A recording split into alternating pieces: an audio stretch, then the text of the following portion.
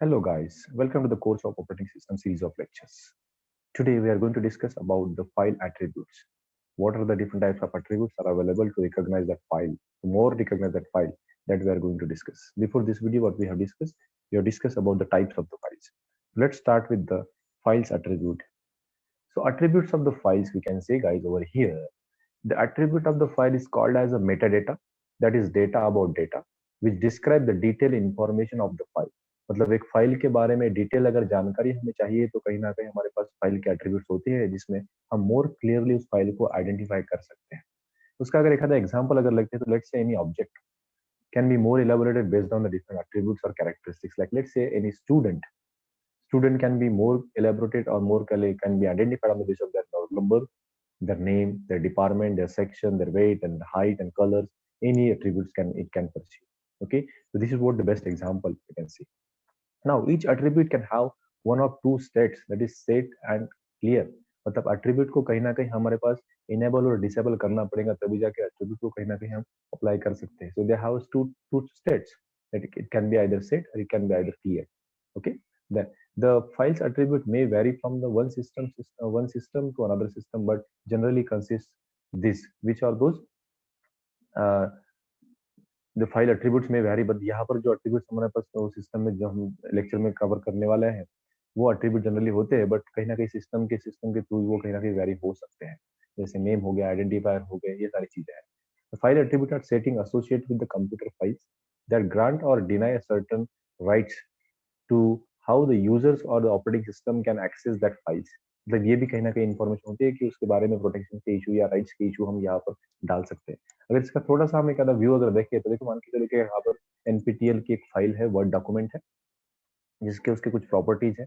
अगर हम यहाँ पे जाते हैं जैसे उसके पर्टिकुलरली ये फाइल जो हमने एनपीटीएल बोली है, ये उसका टाइप ऑफ द फाइल कौन सी है, देन ओपन विथ है, लोकेशन है, साइज ऑन डिस्क है, क्रिएट कब किया गया, मॉडिफाई कब किया गया, एक्सेस कब किया गया, एट्रीब्यूट्स है उसके, हिडन है, रीड ओनली है. तो ये सारे जो है वो कभी ना कहीं एट्रीब्यूट्स है जो कि हम अभी वन बाय वन देखने वाले. So let's start with the one by one attribute of the file guys. Very first and well known attribute of the file is what the name. In order to understand the file, we have to give the name. So generally creator or maybe the who have created the file that gives the name like xyz abc their name tribute.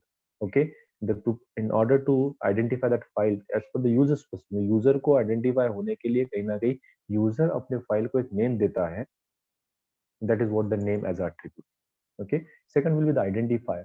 Identifier भी file को identify करने के लिए होती है, लेकिन ये जो नेम गिवन है वो सिस्टम में दिया गया है उसके खुद के अंडरस्टैंडिंग के लिए, जो कि ह्यूमन को नॉन रीडेबल फॉर्मेट में है. मतलब सिस्टम में कुछ इंटरनली वर्क, बिकॉज सिस्टम के जीरोज वन अंडरस्टैंडेबल है, हमारे हाई लेवल लैंग्वेज अंडरस्टैंडेबल नहीं है. वॉट एवर द नेम हमने जो नेम दिया हुआ है वो अंडरस्टैंड नहीं होगा सिस्टम के तौर पर, तो सिस्टम उस फाइल को कहीं ना कहीं एक आइडेंटिफायर बेस्ड असाइन करता है, जो यूनिक नंबर होता है, कोड होता है, जो कि सिस्टम के हिसाब से है, उसके हिसाब से कहीं ना कहीं वो फाइल आइडेंटिफाई होती है internally. Apart from this the type of the file, जैसे इसके पहले वीडियो लेक्चर में हमने देखा था गाइस कि जिस टाइप के कंटेंट उसी फाइल के फॉर्मेट में रहेंगे, मतलब क्या कि कहीं ना कहीं हमारे पास टेक्स्ट फाइल है, ऑडियो फाइल है, वीडियो फाइल, मल्टीमीडिया फाइल है, सोर्स फाइल है, डीएलएल फाइल, लाइब्रेरी फाइल्स, ये सारे फाइल्स के टाइप्स हमने देखे थे. तो वहां पर हमें ये होना चाहिए कि जैसे आरक्यू फाइल्स है, दिस टेल्स मतलब types of the file tells कि what kind of data we are storing in the file, तो उसके हिसाब से वो कहीं ना कहीं कंटेंट वहां पर स्टोर रहेंगे. Apart from this, the location guys, the location is nothing but what the address. The file, it means what, where the file is stored. मतलब फाइल कहाँ पे स्टोर्ड है वो लोकेशन की जानकारी जो देगी तो वो एट्रीब्यूट है location. It can also be trace by using the path of the file. मतलब फाइल को अगर सर्च करना है किसी ड्राइव के ऊपर तो हमें कहीं ना कहीं वहाँ पे पाथ की रिक्वायरमेंट लगेंगी. पाथ अगर बोलेंगे या लोकेशन यहाँ पर बोलेंगे तो उसमें एब्सोल्यूट पाथ हो सकता है, रिलेटिव पाथ हो सकता है. एब्सोल्यूट पाथ में कंप्लीट पाथ अवेलेबल है, मानते चले कि सी ड्राइव में कभी फाइल है, सी ड्राइव से लेकर सी में एक फोल्डर 1, फोल्डर 2, फोल्डर 3 के अंदर ये फाइल से हो सकता है. रिलेटिव पाथ में हो सकता है कि हम डायरेक्टली ड्राइव का नाम दे रहे हो, फाइल का नाम दे रहे हैं, ये भी यहाँ पर कहने की पॉसिबिलिटीज. तो लोकेशन टेल्स व्हाट की where that file exactly stored. Then the size represent how much amount of data hold by the particular file, which can be measured in terms of the bytes, kilobytes, words or the number of blocks. तो कहीं ना कहीं size indicate करेंगे कि वो file में कितना content है, उसके हिसाब से उसका साइज बढ़ते जाएगा. बाय डिफॉल्ट साइज जो होता है वो सभी फाइल का अलग अलग होता है, उसके टाइप ऑफ द फाइल के हिसाब से वो अलग बात है, लेकिन हम पर्टिकुलर फाइल में जो कंटेंट हम डालने वाले हैं वो कहीं ना कहीं वो उसके हिसाब से उस फाइल का साइज बढ़ने वाला है। नाउ अगर इस स्नैप में अगर हम बोलेंगे तो कहीं ना कहीं हम फिर से दिखा दूं, यहाँ पर एक the type of the file, let's say यहाँ पर एक फोल्डर दिखाया है। इसके पहले स्नैप में हमने फाइल को दिखाया था। ओके, लोकेशन बोले देखो यहाँ पर कहीं ना कहीं एक पाथ अवेलेबल है ई ड्राइव में, ओएस में रिकॉर्डिंग पीपीटीज करके एक लोकेशन है। उसका साइज है मान के चलो 619 केबी है। साइज ऑन द डिस्क ये है। कंटेंट 2 फाइल्स है, इस फोल्डर में 2 फाइल्स है। जैसे हमने पहले फोल्डर में देखा, पहले स्नैप में देखा था, वो जो एनपीटीएल की फाइल थी वो फाइल के रिलेटेड, और ये हमारे पास कहीं ना कहीं चैप्टर के या फोल्डर के रिलेटेड है। Apart from this guys, what we can say, we have another attributes is like a time, date, and user identification.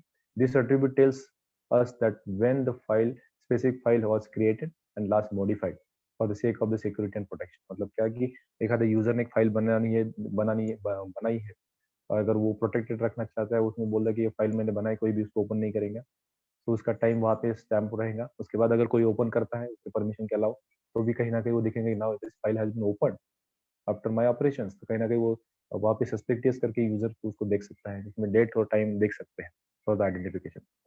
Then usage count, the attribute represent number of processor which are currently using this specific file. मतलब जो file हमने बनाई है उसको कहीं ना कहीं कौन कौन प्रोसेसर या कौन कौन रिसोर्सेज यूज कर रहे हैं, that is what usage count, what is the usage count of the file.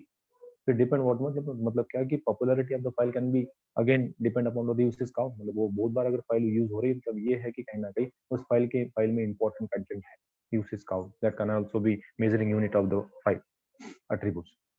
Read only allow the file to be read, but nothing can be written to the file or the change। मतलब यहाँ पे only file जो रहेंगी वो read only format में ही open रहेंगी, कोई भी उसको मॉडिफाई नहीं कर सकता। This is also protected attribute, protected kind of what you can say the scenario where the file can be protected. Apart from this, the protection, this attribute assign the control and assign the rights of reading, writing and execute of the file। से protection separately हम add कर सकते हैं, जैसे Linux में अगर जाएंगे, change mode हमारे पास है, यूमास्क हमारे पास है, बहुत सारे कमांड्स हमारे पास, यूटिलिटीज है, उसके हिसाब से हम प्रोटेक्शन भी प्रोवाइड कर सकते हैं। Then archive, the archive file tells it tells the changes since the last backup operation on the file। मतलब वो फाइल के ऊपर लास्ट जो बैकअप ऑपरेशन हुआ था वो तब जाके जो चेंजेस हुए वो सारी इन्फॉर्मेशन यहाँ पे आर्काइव फाइल में अवेलेबल है, या आर्काइव एट्रीब्यूट वहाँ पे इन्फॉर्मेशन देती है। सिस्टम के नाम की एक कहीं ना कहीं हमारे पास एट्रीब्यूट है। System files are important and it is not shown to the common users. तो कहीं ना कहीं जो सिस्टम के इंटरनल जो फाइल्स है वो सारी फाइल्स जो रहेंगी उनके हिसाब से नहीं, जैसे अगर मान के चलिए they have a library file, they have let's say DLL file, वो एकेडमिक फाइल, ये कोई भी फाइल्स अगर रहेंगी जो सिस्टम के हिसाब से उनको इम्पोर्टेंट है, और वो इम्पोर्टेंट है तो उसके हिसाब से वो नाम दिए रहेंगे जो कि ह्यूमन के रीडेबल फॉर्मेट में रहेंगे, और उसको बोर इलेबोरेट करने के लिए सिस्टम को ही कुछ सिस्टम वो अंडरस्टैंड करेंगे, तो उसके हिसाब से वो सिस्टम में नाम के एट्रीब्यूट उसके पास अवेलेबल। उसके बाद hidden, hosting files is hidden, मतलब क्या कि फाइल हिडन है। For example let's say file explorer है, important files by default hidden, जो इंपॉर्टेंट सिस्टम में इंपॉर्टेंट फाइल्स होती है बाय डिफॉल्ट हिडन होती है, या हमको उसको हम बाय यूजर के कन्वीनियंस के हिसाब से फाइल्स को हम कहीं ना कहीं हिडन भी कर सकते हैं, सो दैट कि other user can not view that file. Okay, so these are the attributes guys the file, so that files can be morely elaborated। So if you go with the previous slide, and we can see that we can see the snapshot guys over here. So we have taken the file which name as what, let's say nptl, which is created type of the file is what the Microsoft Office. Okay, there is a location on the E drive, it is present, the size is also available, size on the disk is also available, who created, when created, modified, access, ये सारी चीजें यहाँ पर available है। तो कहीं ना कहीं ये सभी चीजें एक ही समय पे की थी तो सबका टाइम एक ही है। यहाँ पे एट्रीब्यूट्स है, रीड ओनली है, हिडन है। तो कहीं ना कहीं ये जो इन्फॉर्मेशन है, जो कि मोर इन्फॉर्मेशन प्रोवाइड की जाती है उस फाइल के बारे में, जो कि वो फाइल क्लियरली आइडेंटिफाइड हो कि उसमें क्या हो सकता है क्या नहीं है, ये सारी चीजें वहाँ पे मेंटेन होती है। आई होप गाइस की फाइल के एट्रीब्यूट्स आपको समझे होंगे, this are the very important. आपको दो चीजें बहुत इंपॉर्टेंट है कि नेम जो है वो यूजर के हिसाब से है, और आइडेंटिफिकेशन है वो सिस्टम के हिसाब से, क्योंकि उसको दिया जाता है। Thank you so much.